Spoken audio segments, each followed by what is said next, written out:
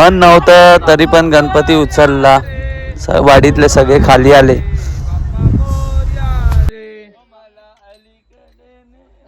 नंतर रे बाबा.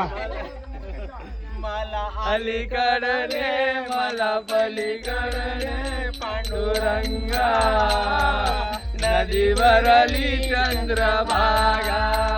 मला अलीकडे मला पलीकडे मोरया. गौरीला पुढे रे बाप्पा मोरया रे. मुखाने गजानन बोला, आई हळूहळू चला, मुखाने गजानन बोला. तुम्ही पुढे जा.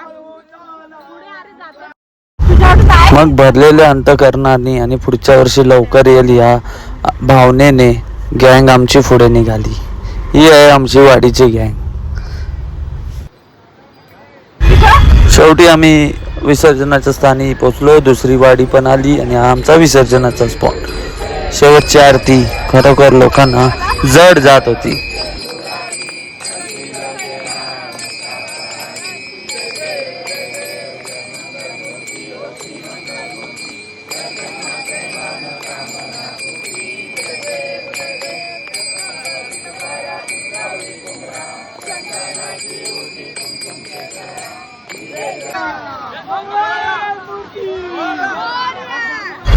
मग उतरलो आम्ही पाण्यामध्ये आणि विसर्जनाला सुरुवात झाली.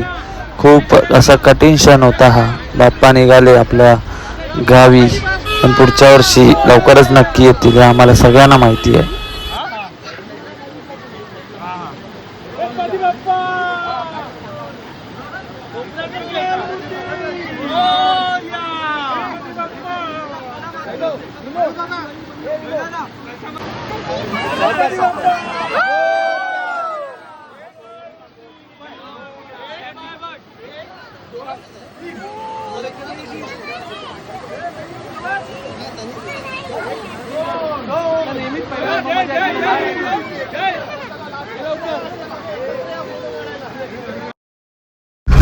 तर वर्षभराची एक्साइटमेंट, 10 दिवसाचा आवाज एका झटक्यामध्ये सगळं शांत झाला आणि ही नदी जशी होती तशीच शांत वाहून